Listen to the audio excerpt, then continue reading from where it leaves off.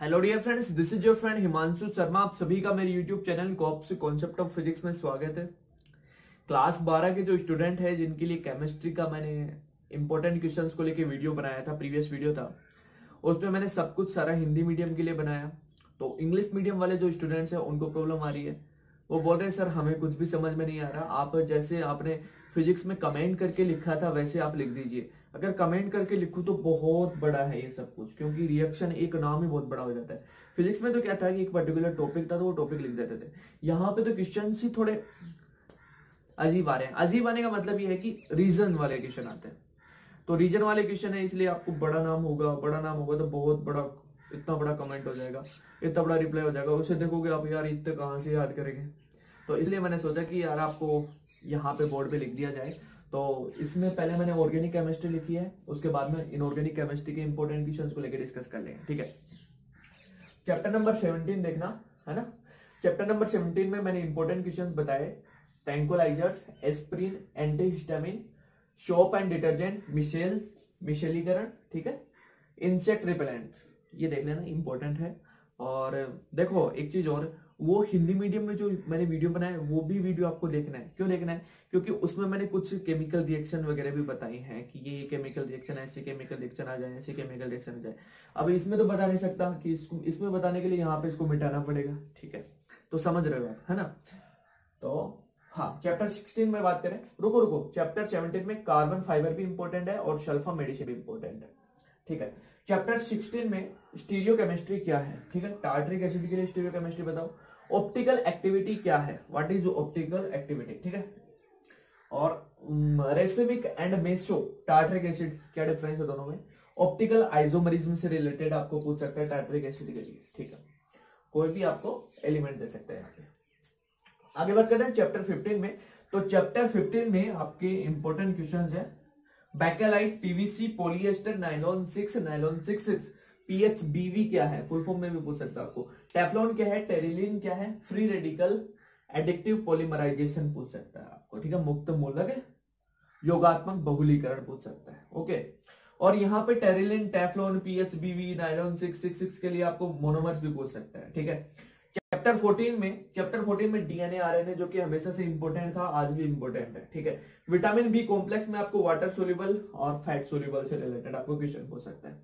Hydrolysis, जल अपघटन से आपको क्वेश्चन पूछ सकता है। Fructose, lactose, sucrose, starch, maltose, इनसे रिलेटेड क्वेश्चन पूछ सकता है कि इनका जल अपघटन जब होता है, हाइड्रोलिसिस जब होता है, तो जो लास्ट में जो प्रोडक्ट बनता है वो क्या है, किस प्रकार से बनता है, ठीक है। न्यूक्लिक एसिड हो गया, बस चैप्टर 14 कंप्लीट है। चैप्टर 13 में बात करें तो चैप्टर 13 में कंप्लीट द केमिकल रिएक्शन से क्वेश्चन आ सकता है, ठीक है। कंप्लीट द केमिकल रिएक्शन, इसलिए मैं बोल रहा हूं कि जो हिंदी मीडियम में जो स्टूडेंट, हिंदी मीडियम में जो मैंने वीडियो बनाया था वो देख लेना, क्योंकि उसमें मैंने कुछ रिएक्शंस लिख रखी हैं जिससे आपको और भी अच्छी तरीके से क्लियर होगा, ओके। उसका लिंक दे दूंगा मैं डिस्क्रिप्शन में। हाइड्रोलिसिस ऑफ यूरिया, यूरिया का जल अपघटन, ठीक है। रिएक्शन विथ यूरिया, यूरिया के साथ में रिएक्शन करनी है, फॉर्मेल्डिहाइड की, मेलोनिक एसिड की और हाइड्रोजन की, ठीक है। और the temperature of 1 degree amine is greater than temperature of 3 degree amine, मतलब जो आपका तृतीयक एमिन है इसका टेम्परेचर कम होता है, मतलब क्वथनांक कम होता है, और 1 डिग्री जो एमिन है इसका क्वथनांक ज्यादा होता है, क्यों होता है, ठीक है। तो ये भी क्वेश्चन थोड़ा इंपॉर्टेंट है, रीजन वाला क्वेश्चन आपको यहाँ से पूछ सकता है। चैप्टर नंबर 12 में आपसे पूछ सकता है नेम रिएक्शन, ठीक है। चैप्टर नंबर 12 में नेम रिएक्शन है कुछ, और देख लेना कौन कौन सी है। और नेम रिएक्शन के लिए जैसे मैंने पिछले वीडियो में आपको एक लिंक दिया था, उस लिंक में लगभग सारी नेम रिएक्शन है, लगभग 49 नेम रिएक्शन है, तो वो देख लेना। उसका लिंक मैं फिर से इस वीडियो में दे दूंगा, जिससे आप उसको डाउनलोड कर लें और बार बार उसको लिखें। नेम रिएक्शन, जितनी जो नेम रिएक्शन है उनको बार बार रफ कॉपी में लिखें, प्रैक्टिस करें। अंतिम जो उत्पाद बन रहा है, लास्ट में जो प्रोडक्ट बन रहा है वो कैसे बन रहा है, किसकी उपस्थिति में बन रहा है, लगभग सभी चीजें आपको देखनी है, ठीक है ना।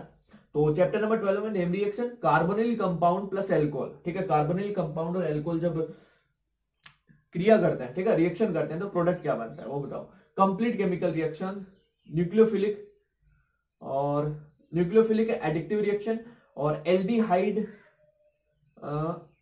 Aldehyde is more active than ketone, इससे रिलेटेड क्वेश्चन पूछ सकता है। ठीक है, चैप्टर नंबर 11 में जो आपका एल्कोहल है, एल्कोहल की जो आपको रिएक्शन करवानी है PCl3 की, PCl3 के साथ, PCl5 के साथ, SOCl2 के साथ में। ठीक है, फिनोल की रिएक्शन करानी है HCl KOH के साथ में। नेम रिएक्शन से आपको यहां से फिर क्वेश्चन पूछ सकता है। ठीक है, 1 डिग्री, 3 डिग्री, 2 डिग्री एल्कोहल से रिलेटेड आपको क्वेश्चन पूछ सकता है। इनका एसिडिटी ऑर्डर से रिलेटेड आपको क्वेश्चन पूछ सकता है। ठीक है, चैप्टर नंबर 10 में SN1 SN2 mechanism, SN1 SN2 reaction क्या है, उनसे रिलेटेड क्वेश्चन पूछेगा। एल्किल हैलाइड रिएक्शन पूछ सकता है, एल्किल हैलाइड की किसी के साथ में रिएक्शन या फिर एल्किल हैलाइड कैसे बनेगा, वो रिएक्शन पूछ सकता है।